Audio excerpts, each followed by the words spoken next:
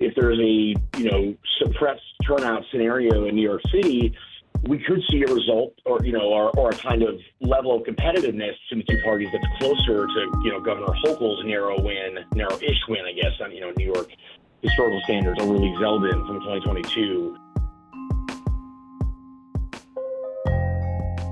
Hi there, it's WAMC News Director Ian Pickus, and on this episode of the WAMC News Podcast, the Republican message from Milwaukee. Republicans are united behind former President Donald Trump as he looks for a second term. That was the message of the Republican National Convention, which came just after Trump narrowly survived an assassination attempt. If I had not moved my head at that very last instant, the assassin's bullet would have perfectly hit its mark, and I would not be here tonight. We would not be together. But the national unity Trump pledged to focus on was a fleeting part of a record 93-minute acceptance address. Jake Lahut is covering the campaign for the Daily Beast and is just back from Milwaukee. Thank you for being here. Thanks for having me back, Ian. Good to be here. So what kind of message did you hear from former President Trump? Obviously, it was his highest profile remarks since the shooting in Pennsylvania a few days earlier. Yeah, I mean, it was, in typical Trump rally fashion, it seemed like the ratio of prepared remarks to riffs was maybe 50-50 or a third prepared and two-thirds unprepared. I was in the hall for most of that night. And then I watched the speech from this really popular bar with a lot of the Trump people that was just outside the kind of fence perimeter the Secret Service set up there. I mean, he had a number of that came to mind, especially when he was talking about the Democrats. I believe he said something along the lines of weaponizing COVID. But, those lines like that were not in the prepared remarks, and there were reporters in the hall who had a view of the rolling teleprompters, and you could tell when it stopped, and he was just going off on his own. The other notable thing was that the Trump campaign tried to signpost that he wasn't going to mention Biden's name at all in the speech, and that didn't happen either. So, I think a lot of it was, Trump was dying to get back out there. The crowd seemed even more eager to hear from him. I think that when you're in your late 70s, it is kind of hard to have a complete switch over in your personality. Now, I don't doubt that, this was an extremely traumatic incident for him and his family. I talked to some of the reporters who were there at the Pennsylvania rally, and, the press tent at Trump rallies is also just, it's the most fish in a barrel part of the whole thing. So, I think everyone came in thinking that, it could be this pretty sober tone from him. And I think as we've seen a number of times before, both in the Trump presidency and going back to the 2016 campaign, he has these very fleeting moments of trying to, have a more, even-keeled, sort of sober-minded approach to his rhetoric. And then he kind of reverts to his default setting. It wasn't, the kind of fire and brimstone we've seen before, but I think the speech ended up sort of being about, half the normal Trump rally, and then he tried to kind of shoehorn in the unity stuff. And I also think that, I was talking to Laura Loomer, who is a right-wing gonzo-style journalist who almost got a job with the Trump campaign, but for her past remarks that have been, fair to say, quite bigoted about, in the realm of Islamophobia and a bunch of other areas. But she speaks to Trump frequently. And I talked to her after J.D. Vance's speech, and she made a point that, the kind of crowd of people who come to a convention, they typically want to hear a lot of red meat. They want to hear attack lines. But this time around, because of the assassination attempts, there certainly was, I think, a very real appetite among that crowd to want to hear some of the unifying messaging, but the same kind of attack lines of the Democratic Party were definitely going to be hits no matter what. So the convention is obviously, it's geared toward a TV audience. It is a political event. But to the extent that you heard a lot of speeches over those days, what kinds of policies are Republicans proposing should Trump win back the White House? Well, I think, one notable thing was that the J.D. Vance speech, and I believe Trump's speech also, didn't really mention abortion at all.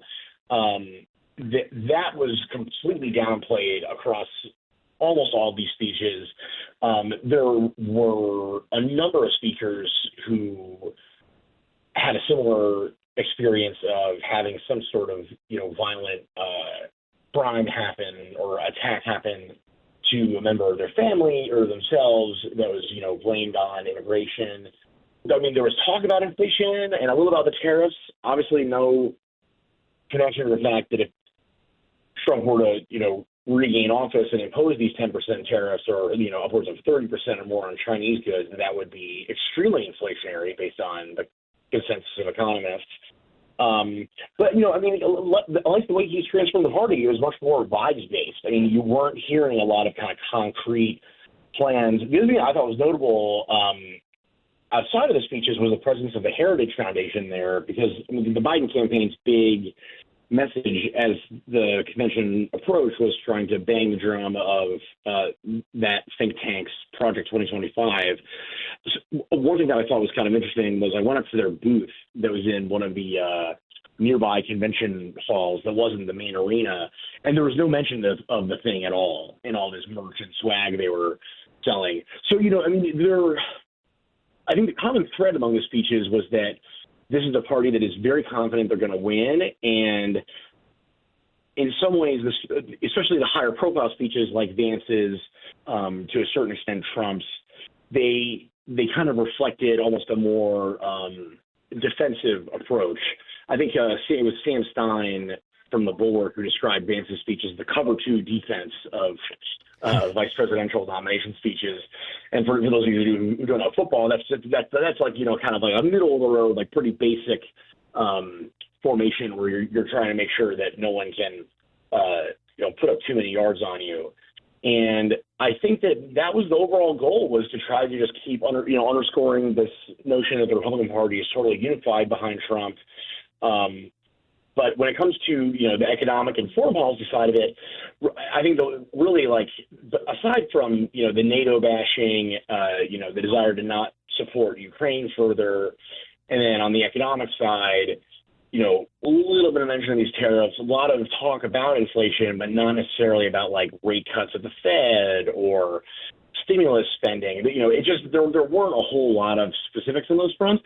I mean, to a certain extent, that sounds surprising for a convention, but I think that if you look at the Vance speech, one of the recurring themes you kept hearing at the convention was this, and I'm paraphrasing here, but essentially an assertion that America isn't just an idea, but it's a nation.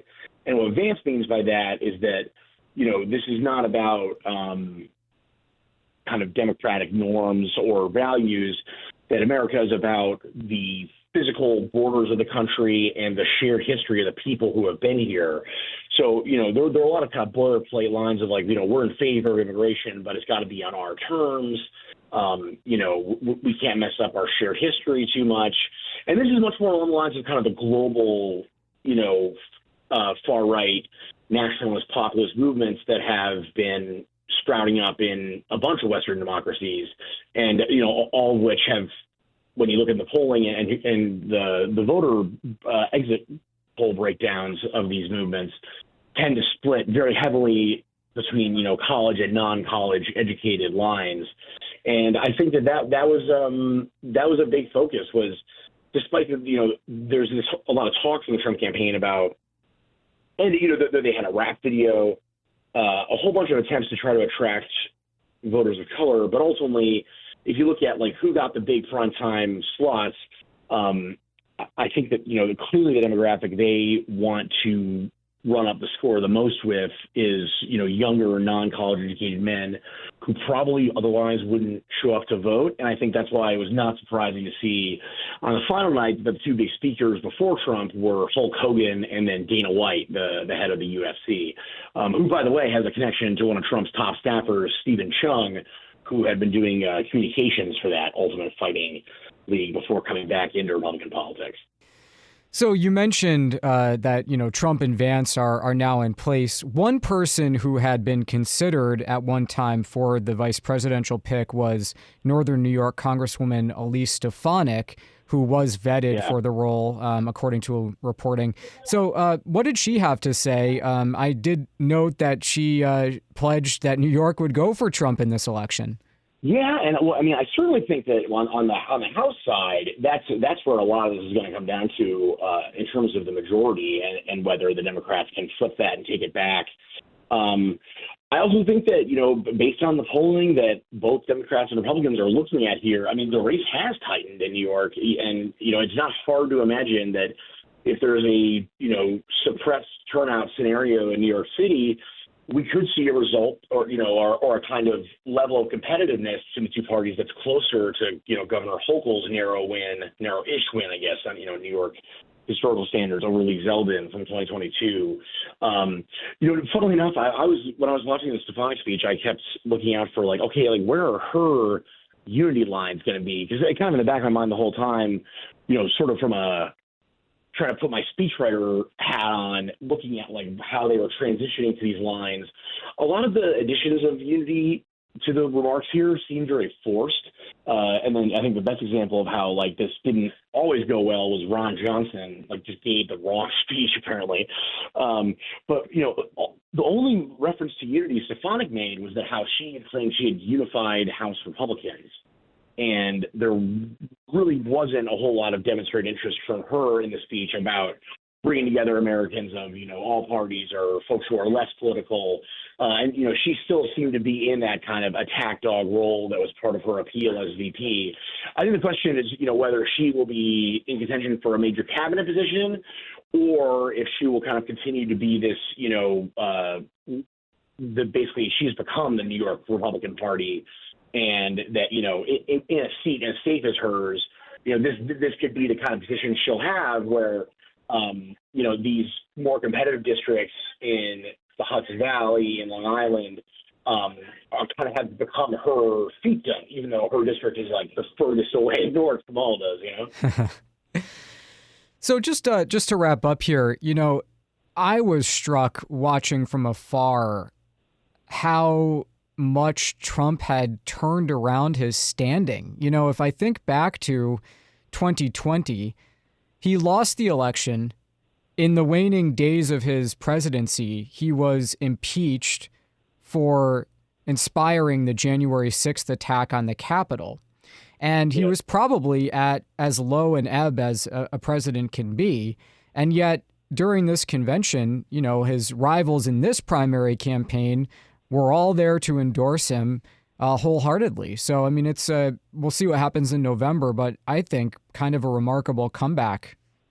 Oh, I mean, I think it could be viewed as maybe the greatest comeback in American political history. There were two things that stood out to me on that front. One was when I was at this bar as a bunch of, kind of MAGA celebrities and other Trump staffers and hangers-on started pouring in after the speech. I had one very high-ranking GOP strategist tell me, and this person got more and more confident in their assessment as they took more sips of this martini. That'll happen. It definitely can.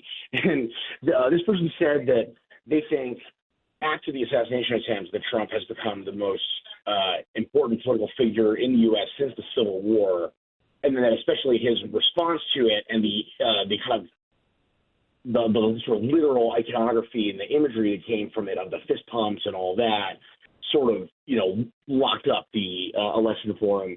But the other one that I thought was kind of notable was the Minnesota Governor Tim Walz was holding this event for the Biden campaign.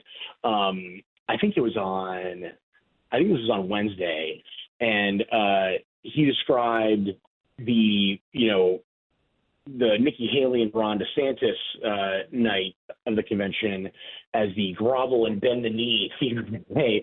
And, it really was a demonstration of how even though there was a ton of money spent against Trump in this primary, and it did get very heated at times, he demonstrated that he still has an incredible amount of control over the party. And, I think that what's fundamentally changed is the way people maybe have understood this before from 2016 to 2020 was that he had a captive hold on, maybe 2/3 of the Republican Party or something like that, and that his, support nationwide was maybe 30 to 40% of Americans. I think it's pretty clear that because of a couple of factors, one being a bit of a memory holding of the pandemic. I think because that was such a tumultuous and traumatic time for people, people don't like talking about it. They don't like remembering it. And, there is a certain kind of rose, tinted glasses dynamic when it comes to looking back at his presidency. And then the other, I think, is the crucial period of what happened between January 6th in 2021 and the 2022 midterms, where a lot of people wrote him off. And I think that one thing that the Trump campaign and his, if you want to call it Trump World 3.0, has been very effective at doing is basically channeling his energy and messaging in a way that, frankly, people who the staff he has churned through before have been unable to do. I think a key component of this is that they kept him off of Twitter. Even when Elon Musk, offered to reinstate him, he didn't rejoin. Now, they have the sort of financial incentive there to, tell him, like, look, you have social, and, if you start posting on Twitter instead of through social, that sort of inherently cheapens, the value of this platform that you've launched. But I think, the other, more important aspect of that on a de facto level is that even though he has the same kind of, fire and brimstone or unhinged remarks on through social, and even though there are reporters who will share screenshots of those on, more mainstream social media sites, they simply don't penetrate the news cycle or the kind of popular psyche the way that the tweets did. And, how many times can you remember from the Trump presidency of, a Republican of some degree or another saying, love the guy, love his policies, but like really hate the tweets. And their ability to really crack down on that and also keep them disciplined through the criminal proceedings where they were able to use this as pretty much a, pure upside fundraising opportunity. Having him go to court when he didn't have to before the Manhattan trial, and being able to use those to really galvanize the base and then eventually just supercharge the fundraising. I think that's been probably the most effective, 1-2 punch of the Trump campaign strategy so far. And I think, it's hard. Obviously, we can't do a double blind test against an alternate scenario here, but I would venture to say that if he were still on Twitter and, behaving the way he did in the 2016 campaign and then during his presidency, I think that a lot of these voters who have kind of swung back to Trump or become Trump curious would not be as interested in it. And then, there's also just his image in the popular consciousness as a good businessman.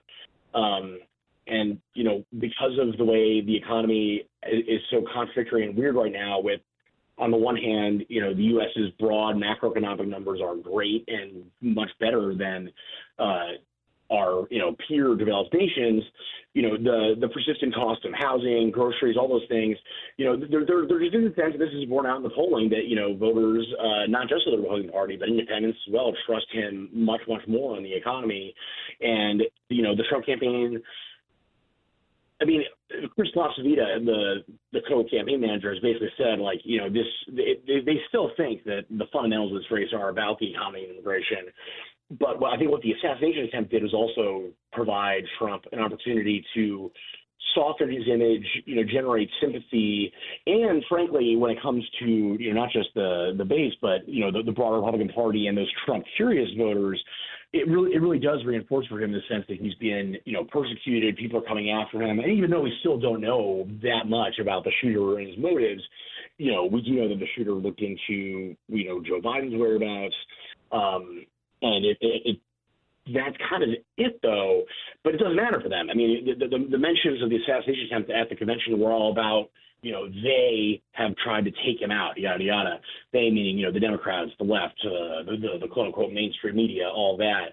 And, it's been kind of the perfect storm of events where he's had probably the best, 5 to 6 weeks of his entire political career up until this point.